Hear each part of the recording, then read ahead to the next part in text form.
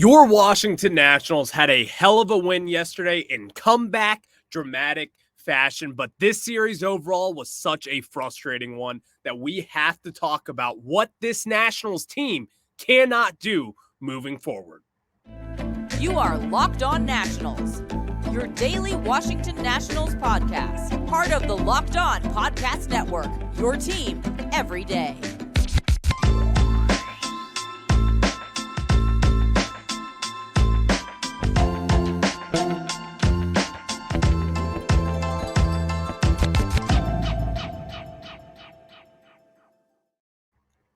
And today's episode is brought to you by Ultimate Baseball GM. Have you ever dreamed of becoming an MLB GM and managing your baseball franchise? Then this game is definitely for you. To download the game, just visit ultimatebaseballgm.com or look it up on the App Store. Our listeners get a 100% free boost to their franchise when using the promo Locked On in all caps in the game. And guys, if you haven't tuned in before, I'm your host, Ryan Clary, and I have taken my love for the Nationals into podcast form here with the Locked On Podcast Network, where you get your team every single day. And everybody, as we discussed over the last few weeks, we know what this Nationals team is. We have an understanding of what this team will be down the line. At the end of the day, this is a rebuilding team. While I shouldn't get too frustrated with a ton of things going on with the organization and with games in particular, there are some things that I still care about. I've talked about the wins and losses. I don't really care too much about the wins this year. It doesn't really mean too much just because of what this team is at the major league level. Now, it's not to say that they're not going to be winning games down the road. It's not going to say that they won't win any games at all. I think they will be winning some games down the road. But here's the thing. Blown leads are unacceptable. But before we even get into it, because I've kind of just been tiptoeing this line, there are things that I just can't watch, and those are blown leads, stupid mistakes. And here's the thing. This Nationals team has been a ton of fun to watch, right? I have to say, they keep things entertaining, even if you want to look for something to hold on to. They keep the games entertaining. But here's also the thing. In speaking of holding on to things, the not so exciting part about this Nationals team is that they blew 3 leads in each of the last 3 games. And also, not even to mention, they've blown a ton of leads so far throughout this season. I believe, up to my count, the Nationals have had up to 6 leads through these games so far. And they have blown those leads in 6 of those games. This is the frustrating part of a rebuild. This is the frustrating part of a bad team. And here's the thing. The Nationals yesterday, yes, they did avoid the sweep, but they blew a lead. Then they came back and they took the lead and they won it. Great. But here's what we can't get past. Is that when the Nationals have these opportunities, when teams make mistakes, when teams make defensive errors, pitching errors, when you don't have your ace on the mound, that is when this Nats team has to pounce on these opportunities and take advantage of it. Because this is the stuff that is really frustrating as a fan, as a media member, just as anyone watching these games and anyone who cares about this Nationals team. I can't do sloppy baseball, including errors, or Jeimer Candelario dropping a ball, poor pitching in all of the controllable portions of this game. For like an example, when Davey Martinez leaves Kyle Finnegan out there for too long. These are the games where you have to win for a roster that isn't deep. We celebrate the good, which was yesterday's win, but you also have to talk about the bad and the not so good stuff if we want to keep it less harsh. And that is the part that irks me the most, because teams like this Nationals team, and including the Guardians, when you have opportunities to win these games, because you don't have these overwhelming superstars that a lot of teams do have, you have a lot of young talent. And honestly, analytics are your best friend with teams moving forward. It's not going to be the superstars. Yeah, the Cleveland Guardians, they have Shane Bieber, Jose Ramirez, but they're in this same boat as well, even as a good team, which they are. But at the end of the day, when you ask yourself, what is this Nationals team? What can they do and what can't they do? The frustrating part to me, no matter how good or bad this team is, or any team across Major League Baseball, blowing leads is not okay. And not only is it not okay, but these are professionals after all. We talk about how we are breeding all these young stars, hopefully, with CJ Abrams, Mackenzie Gore, Guiber Ruiz. But then at the end of the day, you have to ask yourself and look yourself in the mirror, as we always talk about here, and say, what did I improve on today? Where did I get better? These blown leads that have been happening a lot so far isn't just one thing. A lot of people like to talk about Davey Martinez and all the pitching errors or the misusage of the bullpen, which I agree with. I think that is a big factor in this as well, or at least a piece to the pie. But it's not just that. This team is lacking in a lot when you look at things like runners in scoring position. You have no one that at this point has been able to take advantage of any sort of situation with runners in scoring position and capitalize and then garner runs from that. You can't do this. You can't do that. And you can point some of it towards Davey in that capacity as well. You could say, well, he's the manager. I don't care what anyone says. He's the one pressing the buttons. This is the guy who should correct this ship and turn it around. No, it's not that simple. Managers in baseball aren't really thought upon like coaches in the NFL or even the NBA. There's not a lot of coaching up that a manager is doing. Of course, they are coaching up, but it's also just a little different. Their job is to manage the game, and that is really how they are judged, because baseball is a sport of failure. We understand that. Look at guys with a batting average below 300 or Aaron Judge. You fail. You fail in at least half of your at-bats, if not more. In fact, way more. In about 30% of your at-bats for a really good hitter, that is when you will find success. The other 70% of the time, likely failure. So here's the thing that grinds my gears, is when situations like yesterday or Friday or even Saturday, when the Nationals blew leads, dating back to Coors Field, lack of run support, not capitalizing when you have bases loaded with one out. Instances like that, that is the part that drives me bonkers. And I can't deal with that with this team. Or in situations like yesterday, looking at how they mismanage the entire fourth inning. Not really mismanaged, but how we played so poorly. CJ Abrams with an error. Jeimer Candelario dropping a ball over at third base. I saw One Pursuit Takes tweet this out after, and he goes, this is Little League. Something like that. And I totally agree.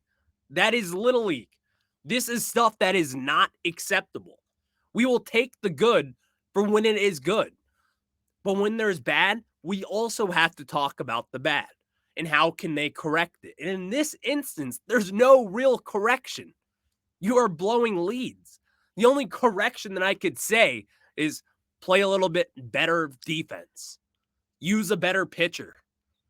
Find Emmanuel Clase somewhere if you had that in your system. But no, we don't. And that's just okay.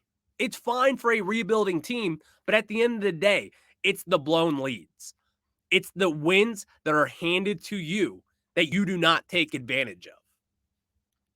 In sitting here, you and I can both agree to this. They are professional baseball players at the end of the day. The pros of the pros. You have to find a way. I don't care how limited of talent that you have on your major league team. You have to take advantage of these opportunities when they come your way. And this Nationals team has not been able to do that so far in 2023. And that is why I can't stand some of these blown losses. But at the end of the day, I'm going to take yesterday's come from behind win. It was a good win. No one can argue that. No one will even try to argue that. But we also have to talk about the bad and how they can correct it and how they can move forward. There's my rant. End of it. Boom. Let me tell you guys about what we're going to do next. It's Monday. It's a national stock report. We got to talk about who's up, who's been down, because there have been a lot of ups and a lot of downs from this past week. I'm going to get to that, but before we do that, I got to tell you guys about my friends from Ultimate Baseball GM. And guys, Pro Baseball GM is the coolest game I played in a long time. I've always thought I could be a great Major League GM. As it turns out, it's not that easy. Here's my thing. I have been fired now 4 times in 4 different teams. I don't know how Mike Rizzo does this. So I'm not going to blame Mike Rizzo for the struggling and the blown leads, because I know now what it takes to be a GM. And that is because I have downloaded and subscribed to Ultimate Baseball GM and everything they do, because you get to hire the scouts, the coaches, pick the players, the farm system, anything and everything an MLB GM gets to do on a daily basis. That's what you get to do as well. Locked On Nationals listeners get a 100% free boost to their franchise when using the promo Locked On in the game store. So make sure to check it out. To download the game, just visit probaseballgm.com, scan the code, or look it up on the app stores. That's probaseballgm.com. Ultimate Baseball GM. Start your dynasty today.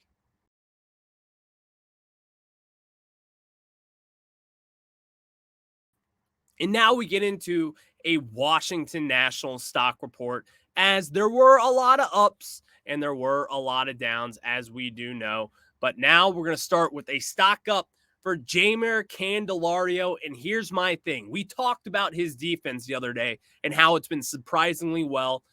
He just made his first error yesterday in the defensive side of things. He dropped the ball, completely unacceptable. But here's the thing. He's been 9 of his last 17 at the plate. He's got a 4-game hit streak going. And honestly, he's been our only source of power. He's had 3 home runs on the year, leading the team. It's not some ringing endorsement, but at the end of the day, he has been playing some meaningful, impactful baseball. And for a team that's in rebuilding mode, that is something that we certainly look for going forward, no matter the case of this team.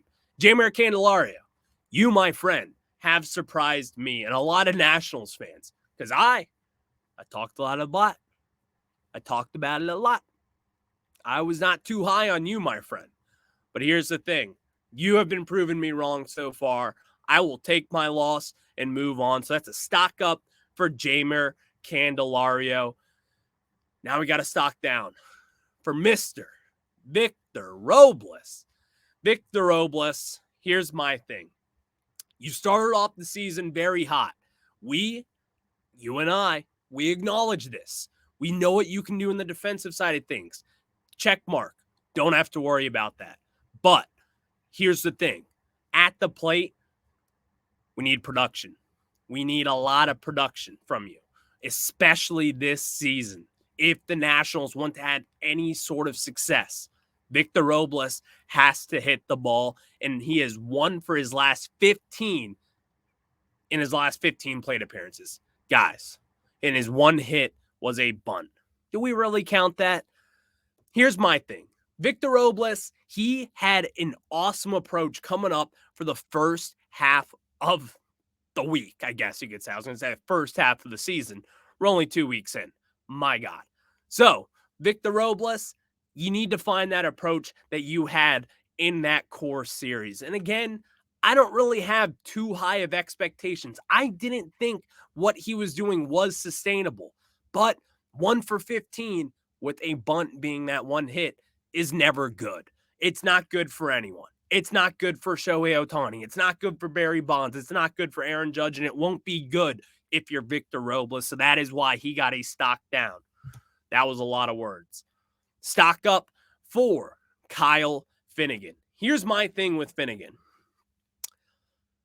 A lot of Nationals fans were kind of Debbie down on Kyle Finnegan after he had that blown save, blown everything, blown season in that Rays game. Rightfully so. But now we got to give him his flowers. Because in his last 4 innings pitch, in his last 4 appearances, this guy has only given up 2 hits, 0 earned runs. He's struck out 4, and he's only given up 1 walk since that 9th inning blow-up against the Rays. Listen, I believe in Kyle Finnegan. I still believe in the stuff. I think in 2 of his first 3 appearances in this season, yes, it didn't look good. We acknowledge that. But here's the thing. He has been good. But you see the roller coaster. There's a lot of ups, but then there's also some downs. And when those downs hit, they're really bad. But I believe that starting out slow, getting rid of the wrinkles, I believe that Finney will be back to form. And I still think he will be a top trade candidate for this Nationals team at the deadline. So now we have to do a stock down. And that stock down goes for the man that I raved about just last week, Alex Call. Here is my take. I still like Alex Call. I like all these guys on the list. But you have to call a spade a spade. And when you're 1 for your last 17, and your slugging is down from what was a 423 just last week to now a 292 after yesterday's game. You need to find the power again. You need to get these extra base hits going. We can't do these singles. It doesn't really do too much for the Nationals team. And batting in that leadoff spot, which Alex Call did basically the entire last week besides Sunday, you need to get on base. You need to get hits, and you need to be the one to manufacture runs, getting on base. When you're in that leadoff spot, not only do you have to get hits, but most importantly, you have to get on base. And he was not doing that just this week. So here's my thing. I still like Alex Call in the leadoff spot, even after Lane Thomas and what he has done in that one game. But even dating back a few years now, Lane Thomas has been a pretty productive leadoff hitter. But Alex Call, I do like him in that spot. I do see him as a more natural leadoff guy than Lane Thomas. But I just don't see the progression there so far. You can't go 1 for 17. And yes, I understand, people. I know. It's going to happen in a long baseball season. But this last week, you can't be doing that. You can't go 1 for 17 at the plate, especially going up against some decent pitching, but nothing insane, nothing crazy. Yeah, you face Shohei Ohtani. That's tough. You still got to produce. You're a pro. I'm getting on Victor Robles, so I'm going to get on Alex Call as well. No one's immune from this. You'll get your roses when you can, but for now, stock down for Mr. Alex Call. Stock up. I've been waiting to talk about this one. Stone Garrett. Here's my thing with Stone Garrett. He has been this monster. Batting over 500. Hitting the ball hard.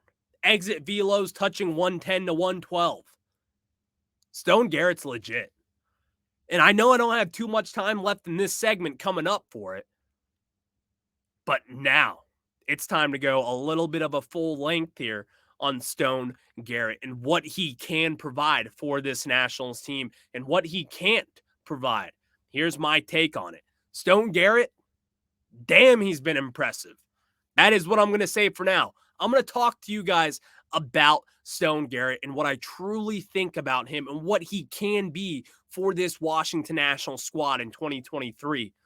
But before we do that, I have to tell you guys about my friends over from So Rare. And guys, our new sponsor, So Rare, is a revolutionary fantasy baseball game and marketplace transforming fans into owners with officially licensed digital cards, unlike anything we have seen. Guys, plus, the more you win, the more you advance. Collecting increasingly powerful cards and accessing next level competition and rewards. Guys, there are people like Julio Rodriguez and our old friend Juan Soto who sponsor this So Rare, and it's so much fun to just keep an eye out for it. And if you're into cards like that, this is for you.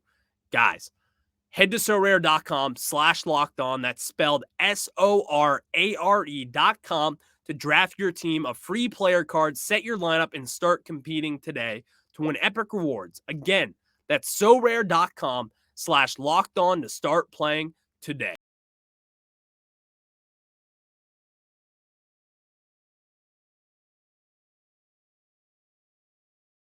And now we get into Stone Garrett and what he has done for this Washington Nationals team.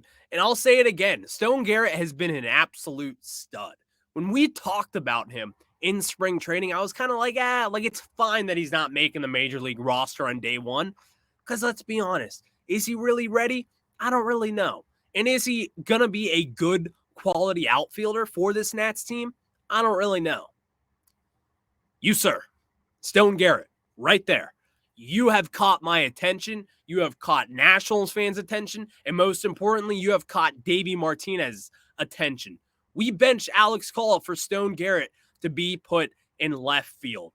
Here's the bad thing about that. It is a defensive drop-off, just by a bit. Alex Call is a solid defender. Stone Garrett, he's got some things to prove. But here is where they are way more inseparable, and that is at the plate. Stone Garrett, we've talked about some of the issues with this Nationals offense this year. What has that been? Lack of home runs, lack of extra base hits, aka slugging, all that fun stuff, the run manufacturing, the getting on base part of this game. The Nationals have lacked in that department. Well, Stone Garrett, someone who hits the ball softly at 110 miles per hour, someone who is a mammoth human being. You have caught all of our attention up to this point so far, and as he should. He is 9 of 16. He's got a home run. He has 5 RBIs. He's batting .563. He's got a .611 on base percentage, and he's got a .1549 OPS. Guys, is this legit? Can this be the real thing? But before we even get into that, should this be the lineup going forward? Should Stone Garrett continue to get opportunities? And at this point, it is an absolute yes. But here's my one thing. I still value defense for a team that needs quality defense for a not-so-good pitching staff, especially for the young guys like a Mackenzie Gore and a Josiah Gray. I need the best defense possible out there when those two are on the mound. And why do I say that? It's to make things comfortable for them. So I am not switching out Stone Garrett for Alex Call up to this point with those two guys on the mound. I'm just not going to do that at this point. Here's what I will do. Joey Meneses, take a seat. I will, at this point, bench Joey Meneses for Stone Garrett moving forward. And it's not going to be some crazy move that we're all going to talk about. And we're all going to be like, oh my God, I can't believe they just did this. Shouldn't be that big of a deal. And it won't be that big of a deal.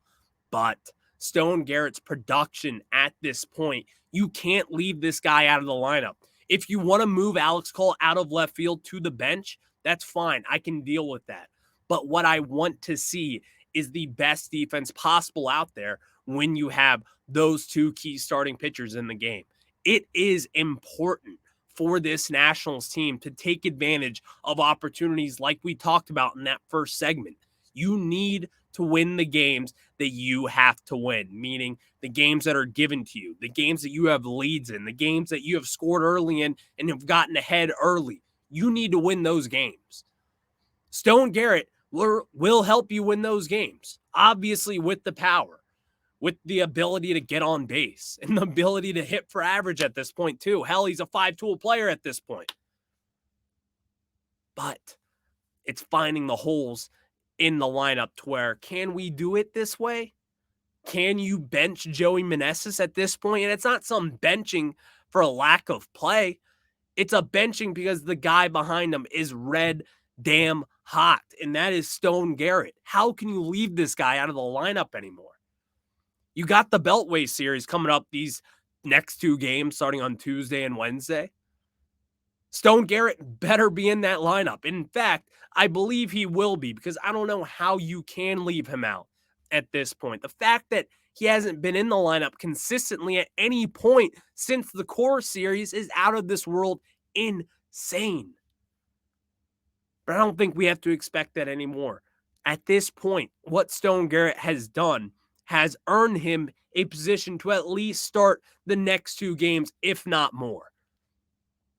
And if he doesn't start, we riot. Absolutely, we riot. We all yell fire anybody and anybody. Anybody, fire. Stone Garrett should be in that lineup moving forward. So guys, thank you for making Locked On Nationals your first listen every day. Every dayers. Tomorrow on the show, we're going to be previewing that Orioles series. As you know, it's the battle of Masson. We don't like Masson. We don't like the Orioles. So now tomorrow we get to talk about that, preview that. Will we see Austin Voth at any point? The guy who kind of trashed our analytics department? Not really, but we know what he was getting at. That will be for tomorrow's show on Tuesday. But guys, as always, thank you for making Locked On Nationals your first listen. If you haven't already, subscribe on YouTube at Locked On Nationals. You can find the pods whenever and wherever you get your podcasts. I'll be talking to you on Tuesday. Go Nats. We got the Birds and the O's and a little Beltway series action going tomorrow night.